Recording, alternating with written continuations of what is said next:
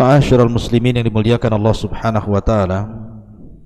Malam ini tema yang kita akan bahas seputar muqaddimah masuknya tanda-tanda kiamat besar. Apabila ini muncul, maka tanda kiamat besar akan muncul setelahnya dan tidak akan bisa dihentikan sampai kiamat dibangkitkan.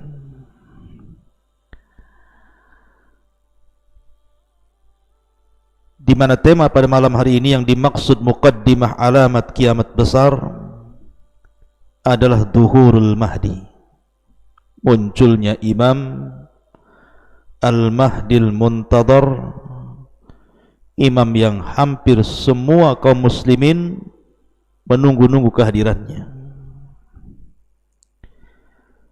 Dia bukan seorang nabi dan dia tidak memiliki mukjizat serta keanehan-keanehan, akan tetapi kemuliaannya ditunggu setiap manusia dan dirindukan kemunculannya. Dan dia seorang yang saleh, yang kedatangannya akan memenuhi bumi dengan keadilan setelah sebelumnya tersebar kezaliman dan juga keburukan. Dan dia orang nomor 5 dari 4 penguasa dunia setelah Dzulqarnain, kemudian Sulaiman, kemudian Namrud, kemudian Bukhtun Nasr. Maka Al-Mahdil Muntadhar Muhammad ibn Abdullah adalah orang kelima yang akan menguasai dunia di akhir zaman. Bagaimana kisahnya? Ma'asyiral muslimin yang dimuliakan Allah Subhanahu wa taala, kalau kita melihat hadis-hadis Nabi sallallahu alaihi wasallam seputar Al-Mahdi, kemunculannya dan sepak terjangnya, banyak sebagian orang jahil mengingkari hadis-hadis itu. Mereka mengatakan kalau sampai hadis ini diterima, maka akan membuka pintu lebar-lebar, orang-orang akan mengaku sebagai Imam Mahdi. Maka kita katakan bahwa hadis-hadis seputar Imam Mahdi itu mutawatir makna. Ya, sebagiannya ada yang dhaif, ada yang hasan, tetapi banyak yang sahih.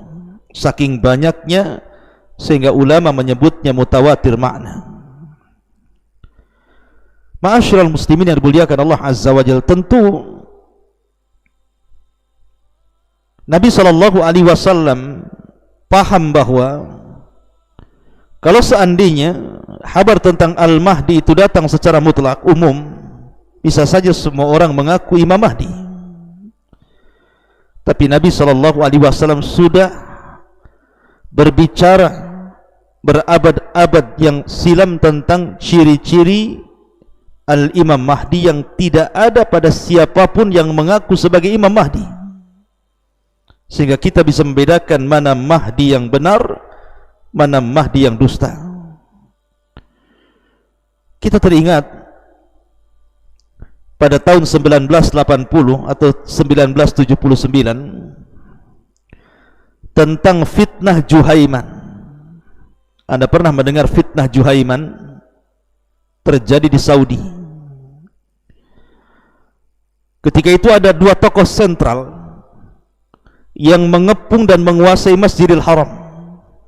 Hebatnya dia menguasai selama 2 minggu, sampai kerajaan Saudi sangat kewalahan menghadapi 2 tokoh ini. Pertama Juhaiman Al-Atyubi, dan yang kedua Muhammad ibn Abdullah Al-Qahtani. Jadi suatu ketika di musim haji pada tahun 1979 datang rombongan sekitar 200 orang masuk Masjidil Haram ketika manusia sedang sholat subuh. Dan jumlah jamaah haji itu ramai ketika itu, yang sedang salat subuh di Masjidil Haram mungkin sekitar 50.000 orang. Tiba-tiba selesai salat, tiba-tiba orang yang namanya Juhaiman al-Atyubi ini datang ke depan, kemudian mendorong sang imam dan mengambil mic.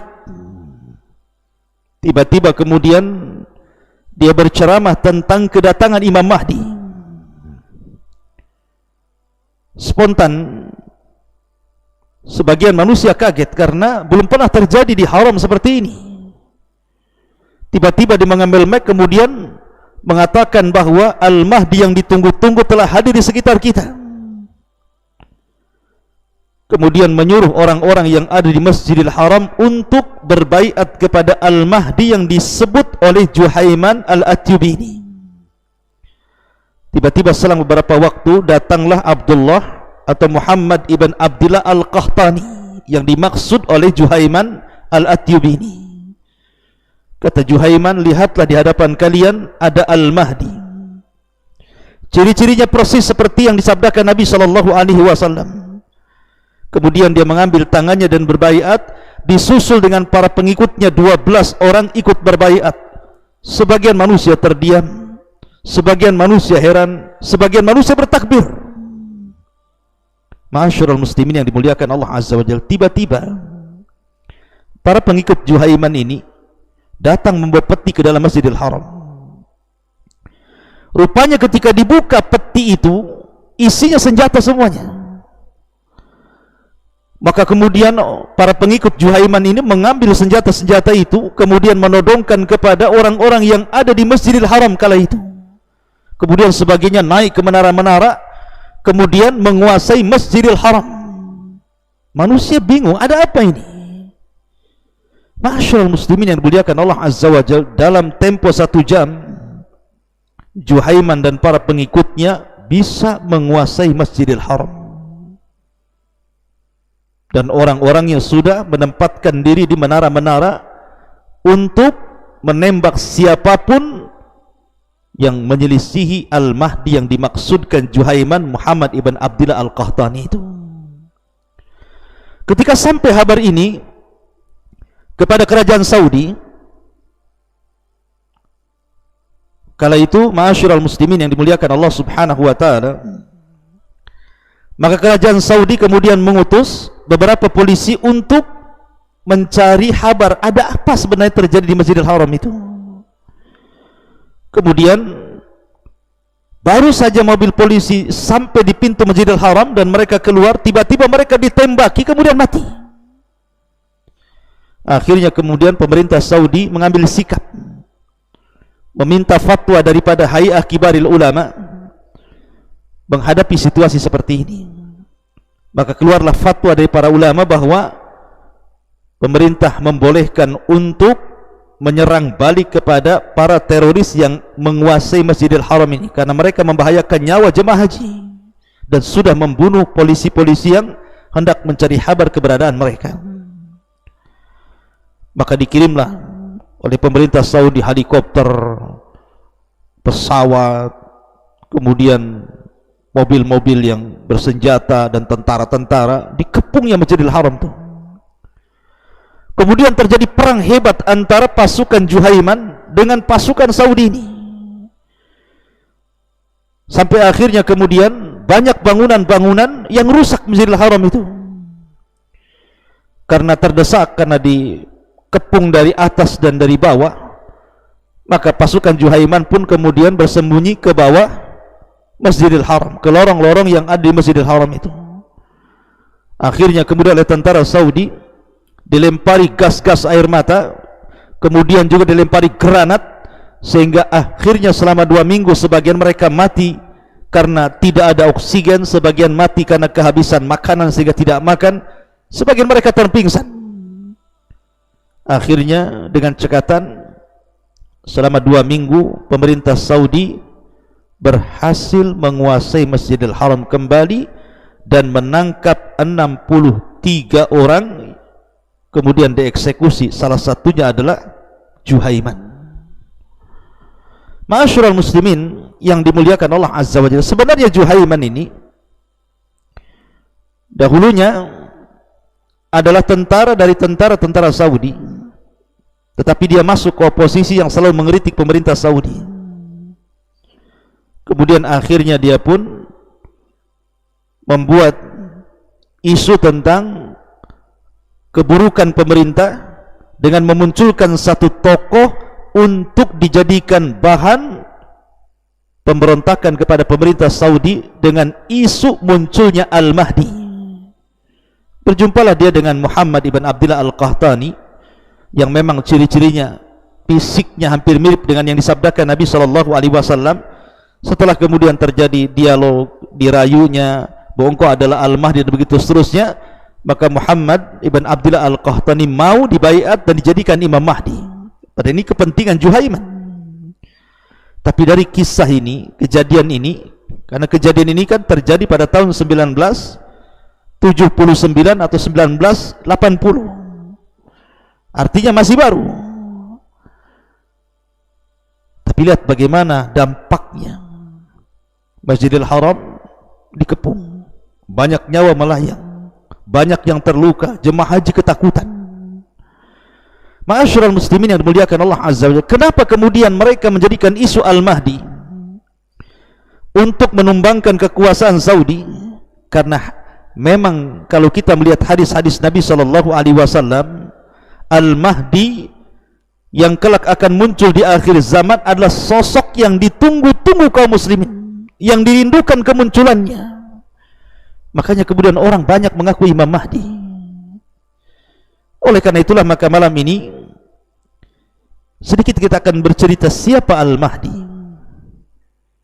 di mana munculnya, siapa pengikutnya, bagaimana sepak terjangnya,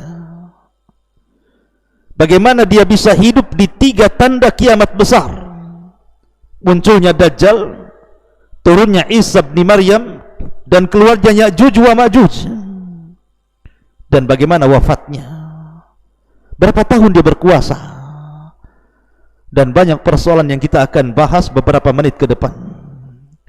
Ma'asyiral muslimin yang dimuliakan Allah Subhanahu wa taala, Nabi SAW bersabda dalam hadis Abi Sa'id Al-Khudri radhiyallahu an, yakhruju fi akhir ummatil mahdi yusqihi Allahul ghaitha wa tukhrijul arda nabataha wa yu'til mala sihahan wa takthurul masyiyatu wa ta'dumul ummatu ya'isu sab'an aw thamaniyan ay hijajan. Kata Nabi SAW, pada akhir umatku kelak akan keluar orang yang disebut dengan Al-Mahdi. Dengan sebabnya Allah menurunkan hujan, bumi mengeluarkan tumbuh-tumbuhannya, harta akan dibagikan secara merata, binatang-binatang ternak akan melimpah, umat akan menjadi mulia, dan dia akan hidup selama 7 ataupun 8 tahun. Ada juga yang mengatakan ai hijajan, 8 kali musim haji atau 7 kali musim haji. Bahkan Nabi SAW mengatakan, laulam yabqa minad dunya illa al-yawm la tawwalallahu dhalika al-yawm hatta yab'athallahu rajulan min ahli baiti yuwati'u ismuhu ismi wasmu abihi isma abi yamla'ul arda qistan wa adlan kama muli'at zulman wa jawra. Kata Nabi SAW, kalau seandainya tidak ada di dunia ini yang tersisa kecuali hanya tinggal 1 hari, tentu 1 hari itu akan Allah Subhanahu wa ta'ala panjangkan sampai dibangkitkan kepada mereka seorang laki-laki dari keturunanku, namanya sama dengan namaku Muhammad, dan nama bapaknya sama dengan nama bapakku Muhammad ibn Abdullah. dan dia akan memenuhi keadilan di permukaan bumi yang sebelumnya telah dipenuhi dengan kezaliman dan juga kerusakan. Bahkan Nabi SAW mengatakan, la tadhhabud dunya hatta yamlikal arab rajulun min ahli baiti yuwati wa ismahu ismi. Tidak akan hilang dunia ini sampai seseorang bisa menguasai bangsa Arab dan dia adalah keturunanku yang namanya mirip dengan namaku. Ma'asyiral muslimin yang dimuliakan Allah Azza wa Jalla, dari hadis-hadis ini maka muncullah banyak pandangan para ulama ataupun para pakar atau para peneliti sekitar Al-Mahdi. Ada yang mengingkari, ada yang kemudian mengaku-ngaku, ada yang mengklaim. Akan tetapi kalau kita melihat hadis-hadis Nabi SAW, memang Al-Mahdi itu akan ada dan akan datang. Akan tetapi ma'asyiral muslimin yang dimuliakan Allah Azza wa Jalla, Al-Mahdi yang dimaksud Nabi SAW bukan pula Al-Mahdi yang dimaksud orang-orang Syiah. Kita ahli sunnah wal jamaah mengatakan bahwa namanya sama dengan nama Rasul Muhammad dan nama bapaknya sama dengan nama bapak Rasul, maksudnya Abdullah, namanya Muhammad ibn Abdullah. Tiba-tiba muncul nama yang menyelisih hadis Nabi SAW yang bernama Muhammad Hasan al-Ashkari. Muhammad Hasan al-Ashkari yang diklaim orang-orang Syiah ketika bayi, karena takut dibunuh kemudian disembunyikan di sebuah gua di Sirdab, Irak. Kemudian dia akan bersama manusia, mengikuti manusia, dan akan terus bersama manusia sampai Allah akan keluarkan nanti di akhir zaman. Muhammad Hasan al-Ashkari, keturunan Husain ibn Ali ibn Abi Talib. Maka kita katakan kisah tentang Muhammad Hasan al-Ash'ari adalah kisah khurafat, bukan sebuah fakta atau yang sesuai dengan hadis Nabi SAW. Karena Imam Mahdi yang kita kehendaki adalah namanya Muhammad ibn Abdullah, dan dia Al-Hasani, keturunan Hasan, Al-Alawi, keturunan Ali bin Abi Talib radhiyallahu anhu. Dan sudah wajar bahwa Imam Mahdi itu keturunan Hasan, bukan keturunan Husain, karena ada sebabnya. Sebabnya adalah ketika Hasan berkuasa 6 bulan lamanya, menggantikan posisi ayahnya, dan dia Khulafaur Rasyidin yang terakhir menggenapkan angka 30 yang disabdakan Rasul. Dia serahkan kekuasaannya kepada Muawiyah sampai tahun itu disebut tahun jamaah. Maka sebagai balasan, al-jaza'u min jinsil amal, balasan itu disesuaikan dengan amalannya, jazaul ihsan ilal ihsan, maka keturunannya kelak akan diberikan kekuasaan yang mampu menguasai dunia. Muhammad ibn Abdullah al-Hasani al-Alawi dari keturunan Fatimah bintu Nabi sallallahu alaihi wasallam. Ma'asyiral muslimin yang dimuliakan Allah Subhanahu wa taala, Nabi sallallahu alaihi wasallam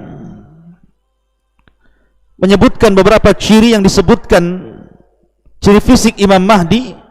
Kata Nabi sallallahu alaihi wasallam, al-Mahdi minni ajlal jabha aqnal anf yamla'ul arda qistan wa adlan kama muliat dulman wa jawran yamliku sab'a sinin. Kata Nabi SAW, Al-Mahdi itu keturunanku, dahinya lebar, hidungnya mancung, memenuhi bumi dengan keadilan, sebagaimana sebelumnya bumi sudah tersebar kezaliman dan keburukan, dan dia akan menguasai bumi selama 7 sinin, 7 tahun, dalam riwayat 8 tahun. Dan Allah Subhanahu wa ta'ala akan memperbaiki Al-Mahdi itu dalam 1 malam. Al-Mahdi minna ahlal bait yuslihullahu fi lailatin. Al-Mahdi itu dari kami kalangan ahli bait, Allah perbaiki dalam 1 malam. Ma'asyiral muslimin yang dimuliakan Allah Azza wa Jalla, lalu kapan Imam Mahdi muncul dan di mana? Apakah dia hidup sekarang? Apakah hari ini Imam Mahdi sudah ada? Sebagaimana ada orang yang memprediksi bahwa Imam Mahdi itu sudah ada. Maka kita katakan dalam sebuah hadis Nabi SAW bersabda, yakunu ikhtilafu inda mauti khalifatin fayakhruju rajulun min ahli al-madinati hariban ila makkah fayatihi nasun min ahli makkah fayukhrijunahu wa huwa karihun fayubayi'unahu baina ar-rukni wal maqam wa yub'atsu ilaihi ba'thun min asy-syami fayuqsafu bihim bil baida baina makkah wal madinah fa idza ra'a an-nasu dhalik atahu abdalus syam wa asaibu ahli al-iraq fayubayi'unahu baina ar-rukni wal maqam thumma yansha'u rajulun min quraisyin akhwaluhu kalbun fayab'atsu ilaihim ba'than fayadharuna alaihim wa dhalika ba'tsu kalbin wal khaybatu liman lam yashhadu ghanimata kalbin fayaqsimul mala wa ya'malu fin nasi bi sunnati nabiyyihim sallallahu alaihi wasallam wa yulqil islamu bi jiranihi ilal ardi fayalbasu sab'a sinin thumma yutawaffa wa yusalla alaihi al muslimun thumma yutawaffa wa yusalli alaihi al muslimun. Perhatikan hadis ini. Nabi SAW mengatakan akan terjadi perselisihan pada saat wafatnya seorang khalifah. Jadi ada khalifah yang sangat kuat kala itu, khalifah ini wafat, kemudian terjadi perselisihan anak-anaknya, abnaul khalifah ini. Lah abnaul khalifah ini tidak sekuat ayahnya, justru mereka saling berperang. Maka saat itulah keluarlah seorang laki-laki dari penduduk kota Madinah berlari menuju Mekah. Orang-orang dari penduduk Mekah tiba-tiba mendatangi orang ini. Kemudian mereka pun mengeluarkan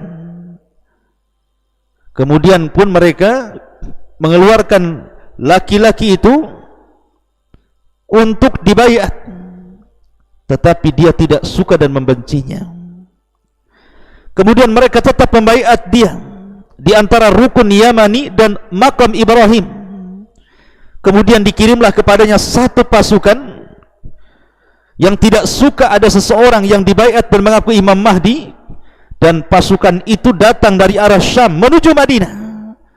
Tiba-tiba ketika sampai di sebuah tempat namanya Baida antara Mekah dan Madinah, Allah Subhanahu wa taala kirim gempa sehingga menenggelamkan mereka semua ke dalam bumi.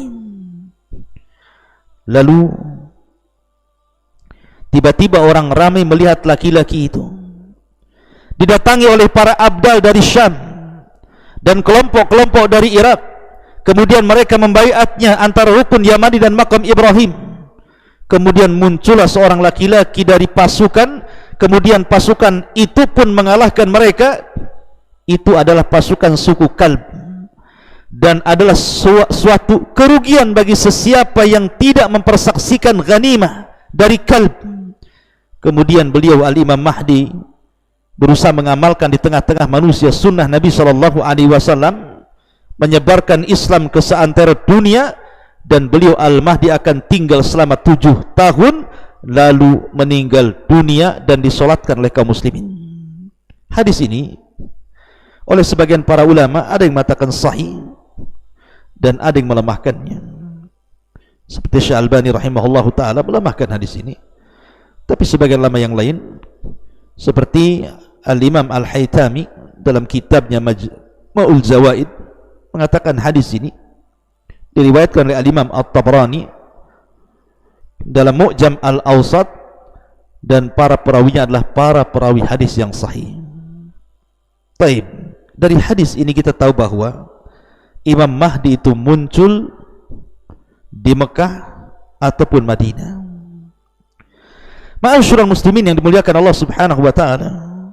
Dan Imam Ibnu Katsir rahimahullah taala ketika menyebutkan hadis ini mengomentari bahwa wa yu'ayyidu bin nas atau wa yu'ayyadu bin nasi anna ahlal masyriqi yansurunahu, dan dikuatkan dengan nas yang jelas bahwa orang-orang yang datang dari timur Irak dan juga Syam, merekalah akan menjadi para penolong Al-Mahdil Muntadhar Muhammad ibn Abdullah Al-Hasani Al-Alawi min auladi Fatimata bintu Rasulillah sallallahu alaihi wa ala alihi wasallam.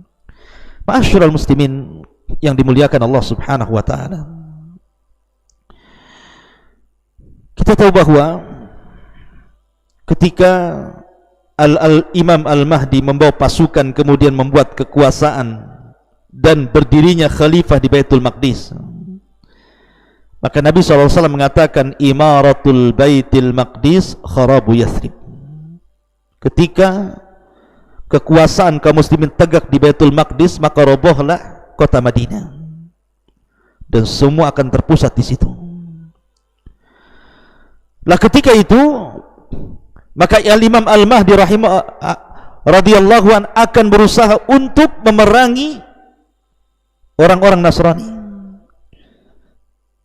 yang sebelumnya telah terjadi perdamaian untuk memerangi kaum di belakang mereka, tapi kemudian mereka berkhianat dan terjadilah sebuah perang maha dahsyat yang sejarah itu menyebutnya dengan Malhamatul Kubra, perang yang maha dahsyat, dan tidak ada perang yang lebih dahsyat dibandingkan itu.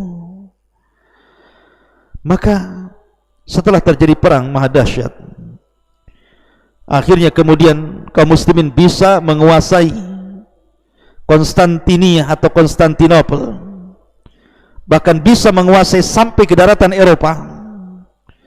Maka mereka pun menyerbu sebuah daerah yang Nabi SAW menyebutnya daerah itu sebagiannya di daratan dan sebagiannya di lautan, dan daerah itu tidak diperangi dengan senjata.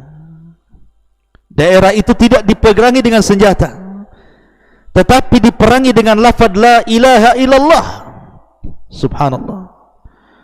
Jadi ketika pasukan Al-Mahdi ini datang ke daerah itu, maka menghancurkan daerah itu tidak perlu dengan senjata, cukup dengan kalimat la ilaha illallah Allahu akbar, fayaskutu janibul akhar. Tiba-tiba negara sebelahnya hancur, roboh, gempa, dan juga daerah di sekitar yang lainnya ketika dibacakan la ilaha illallah Allahu akbar juga hancur.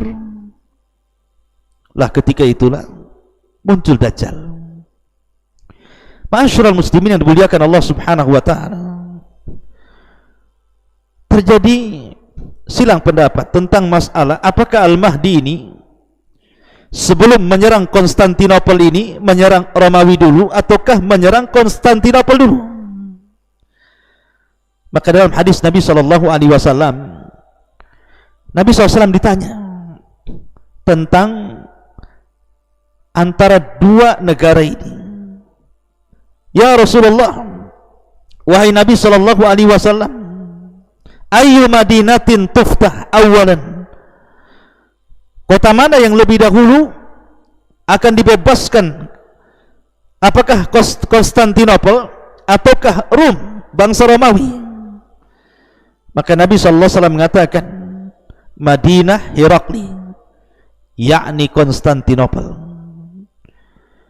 Jadi Konstantinopel akan jatuh ke tangan kaum muslimin yang sebelumnya dahulu pernah dikuasai oleh Muhammad Al-Fatih, dan nanti di akhir zaman akan dikuasai Al-Mahdil Muntadhar tanpa adanya pertumpahan darah, cukup dengan lafaz la ilaha illallah Allahu akbar sudah jatuh negara itu.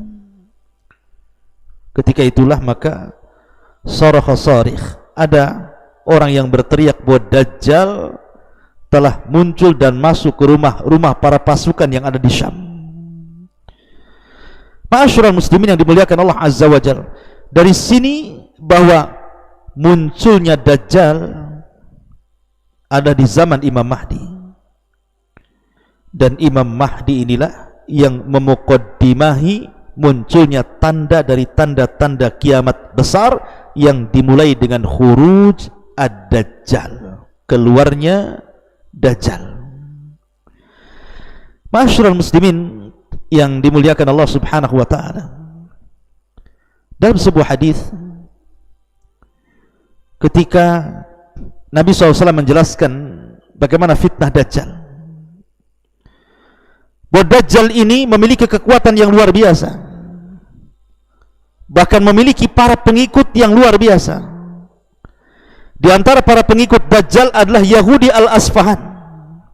Yahudi Al-Asfahan yang disebutkan oleh para ulama, Yahudi Asfahan atau disebut dengan Yahudi Iran, itu akhtar al-Yahud fil alam, sejahat-jahatnya Yahudi di alam semesta, sebahaya-bahaya Yahudi di dunia itu namanya Yahudi Asfahan. Makanya wajar Nabi SAW langsung membuat nas dalam hadis Nabi SAW bahwa di akhir zaman Dajjal ini akan diikuti oleh 70.000 Yahudi Asfahan, karena mereka Yahudi paling buruk dan Yahudi paling jahat. Lalu kenapa pula kemudian Yahudi ini berkumpul di Iran? Kenapa pula tidak di Israel hari ini? Kenapa kemudian Dajjal harus ke Iran dan bergabung dengan orang-orang Yahudi Asfahan dan menjadi pemimpin mereka? Dan kapan Yahudi sampai ke Iran? Ma'asyiral muslimin yang dimuliakan Allah Azza wa Jalla, ada yang mengatakan bahwa Yahudi masuk Iran itu sudah lama, jauh sebelum penanggalan Masehi ada. Di zaman Bukhtun Nasr, ketika Yahudi menyerang Palestina dan menghancurkan kota sehancur-hancurnya, kemudian membawa orang-orang Yahudi menjadi tawanan ke Babil, Irak. Setelah bertahun-tahun, akhirnya kemudian Babil pun dihancurkan oleh orang-orang Furus, orang-orang Persia. Lah Babil ini akhirnya kalah dan hukumnya kemudian hukum Persia. Lah orang-orang Persia inilah yang kemudian membawa orang-orang Yahudi sampai di Iran, dan sampai hari ini seolah-olah memang Nabi SAW sudah diberikan wahyu oleh Allah Azza wa Jalla. Memang Yahudi akan ada di situ dan akan menjadi para pengikut Dajjal, karena memang sudah ada perkampungan Yahudi di Iran itu. Makanya kenapa antara Syiah dengan Yahudi itu ada erat kaitan, karena Syiah pun pendirinya adalah seorang Yahudi, Abdullah ibnu Sabah. Ma'asyiral muslimin yang dimuliakan Allah Azza wa Jalla, lah belum lagi kemudian para pengikutnya adalah orang-orang kafir secara umum, kemudian orang-orang munafik, kemudian orang-orang yang wajah mereka bulat seperti orang-orang Tatar, Mongolia dan yang sejenisnya, kemudian orang-orang Arab jahil, kemudian para wanita, dan banyak. Nanti kita akan buat tema khusus tentang Atba'ud Dajjal ini.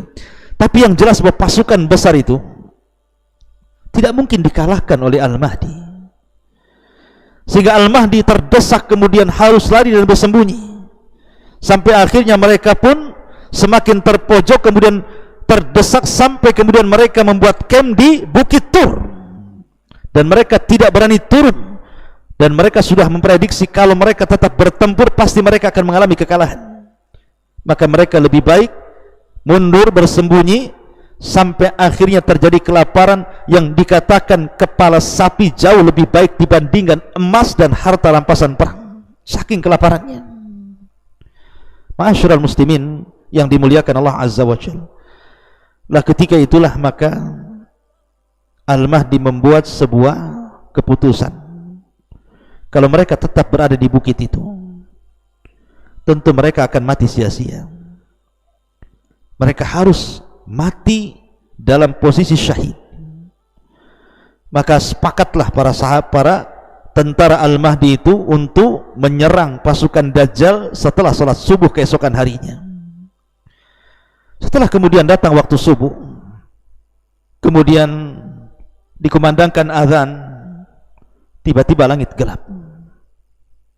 Tiba-tiba ada cahaya dari langit. Rupanya mereka melihat dengan kedua mata mereka Isa bin Maryam turun diapit dengan dua malaikat, di mana rambutnya basah dan dia memiliki hawa di mulutnya yang akan membunuh setiap orang-orang kafir sejauh mata memandang. Turunlah Isa bin Maryam, kemudian bergabung dengan tentara Al-Mahdi Al-Muntadhar. Pertanyaannya, Siapa yang memimpin perang? Siapa yang memimpin kaum muslimin kala itu? Al-Mahdi kah? Ataukah Isa bin Maryam? Ma'asyiral muslimin yang dimuliakan Allah Azza wa Jalla, kita tahu bahwa ketika Isa turun, mereka siap-siap qomat dan hendak melaksanakan salat subuh.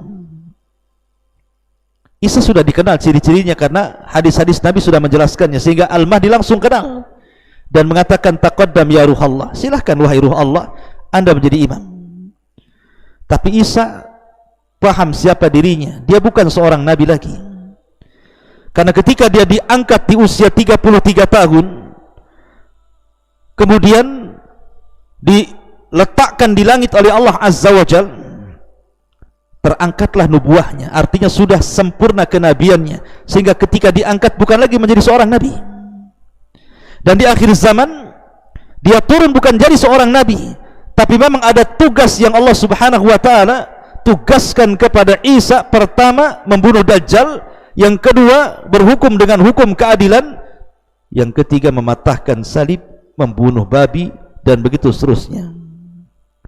Makanya dia tidak mau jadi imam karena akan memfitnah manusia.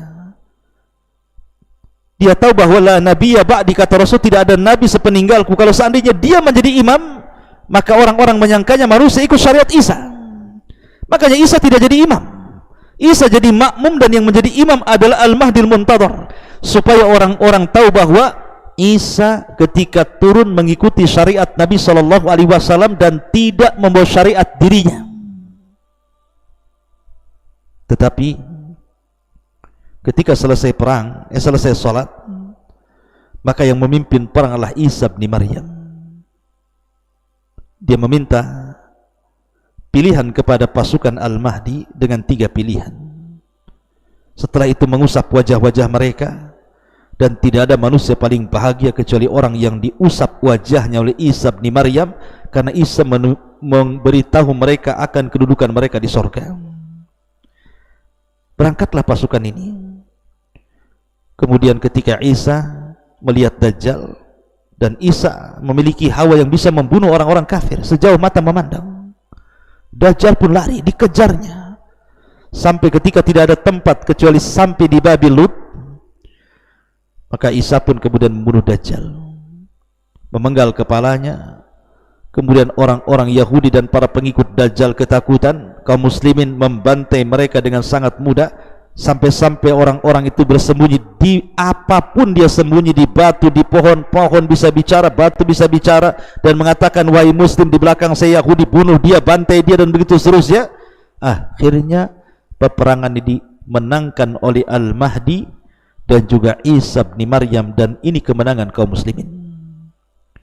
Ma'asyiral muslimin, saya sering mengkisahkan tentang Al-Mahdi. Saya tidak hendak mengkisahkan masalah ini, tapi saya ingin mengatakan bahwa ada alamat yang tidak semua orang mengaku dirinya Imam Mahdi. Karena kalau seandainya tidak ada alamat khusus dan ciri khusus, bisa saja semua orang mengaku Imam Mahdi, seperti kisah di permulaan yang saya ceritakan tentang kisah Juhaiman yang mengangkat Muhammad ibn Abdillah Al-Qahtani sebagai Al-Mahdi, sehingga menjadi keributan di Masjidil Haram dan menguasai Masjidil Haram selama 2 minggu. Atau Muhammad ibn Abdillah Al-Barbari, atau disebut dengan Ibnu Tamur, ngaku Imam Mahdi. Kemudian dia membawa pengikutnya untuk menggali lubang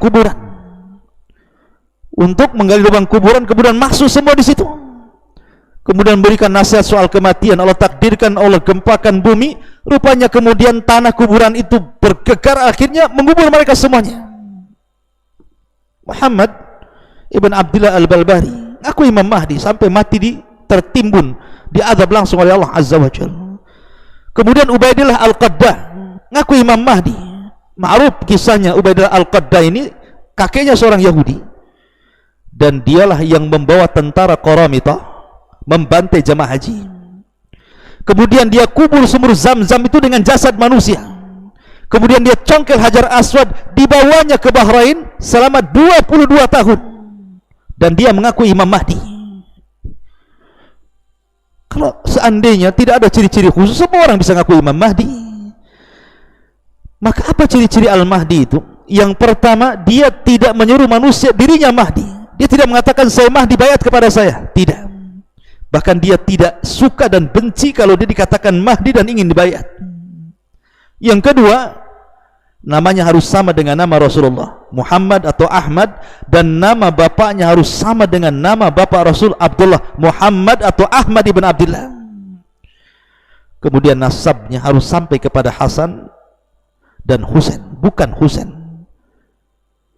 Artinya harus keturunan Hasan ibn Ali ibn Abi Talib, putra daripada Fatimah bintu Rasulullah sallallahu alaihi wasallam. Kemudian fisiknya harus mencocoki sifat yang disifatkan Rasul, seperti dahinya lebar, kemudian hidungnya mancung, dan banyak lagi sifat-sifat yang disebutkan dalam hadis-hadis Nabi SAW tentang ciri fisik Imam Mahdi. Kemudian keluarnya saat terjadi khilaf antara anak-anak khalifah. Kemudian dia harus muncul di Mekah, dibaiat di antara rukun dan makam Ibrahim, dan dia harus orang saleh, orang yang bertakwa, memiliki ilmu tentang Al-Quran dan Sunnah Nabi SAW. Dan sebelum kemunculannya, artinya sebelum banyak orang yang membaiatnya, terjadi gempa di Baidah yang menenggelamkan pasukan Syam yang hendak membunuh Al-Mahdi yang baru saja dibaiat di Mekah. Dan sebelumnya terjadi kezaliman dan kerusakan, maka dia datang membawa keadilan dan kebenaran. Ma'asyiral muslimin yang dimuliakan Allah Subhanahu wa taala. Maka dari sini ada tanda-tanda, bahkan tanda-tanda sebelum munculnya Imam Mahdi sudah ada, seperti banyaknya fitnah, banyaknya maksiat, banyaknya gempa, kemudian Irak Syam dikepung oleh orang-orang kafir dari luar, kemudian terjadi gempa di arah timur barat dan jazirah Arab. Itu harus terjadi, ya. Ma'asyiral muslimin yang dimuliakan Allah Azza wa Jalla. Masalahnya ada sebuah pertanyaan. Kita tahu bahwa Imam Mahdi ini dijelaskan dalam hadis, kedatangannya bumi ini akan subur, yuskil arda, di mana bumi akan subur, ternak akan banyak, buah-buahan akan melimpah, kemudian kehidupan akan diberkahi. Sementara Dajjal terbalik. Dajjal itu datang membawa kerusakan. Bahkan sebelum kemunculannya 3 tahun terjadi paceklik hebat, sampai kemudian sepertiga terakhirnya tidak hujan dan satu bumi mengalami kekeringan. Supaya Dajjal bisa merayu manusia, siapa yang mengikuti dia, dia akan hijaukan buminya. Sementara Imam Mahdi dan Dajjal ini satu zaman, seolah-olah tidak bisa ditemukan yang satu mengatakan kalau ini muncul akan hijau, kalau ini muncul akan kering. Lalu bagaimana cara menjamaknya? Maka ulama mengatakan bahwa 3 tahun kekeringan sebelum kemunculan Dajjal ini itu datang duluan. 3 tahun pertama sepertiga langit ditahan, sepertiga bumi pun ditahan. Tahun kedua 2/3 langit ditahan, 2/3 bumi ditahan. Kemudian tahun ketiga semua langit ditahan, bumi ditahan, sehingga terjadi kekeringan hebat. Ya, itu tahun sebelum Imam Mahdi muncul. Tapi setelah Imam Mahdi muncul, maka bumi akan menjadi hijau, akan berkah, sampai akhirnya munculnya Dajjal, kemudian membawa kerusakan di permukaan bumi, keanehan macam-macam. Akhirnya banyak orang yang terfitnah agamanya, dan tidak ada yang selamat kecuali yang Allah rahmati keimanannya. Ma'asyiral muslimin yang dimuliakan Allah Azza wa Jalla, inilah di antara sekilas tentang kisah Al-Mahdil Muntadhar. Subhanakallahumma bihamdika asyhadu an la ilaha illa anta astaghfiruka wa atubu ilaik. Allahu ta'ala alam. Assalamualaikum warahmatullahi wabarakatuh.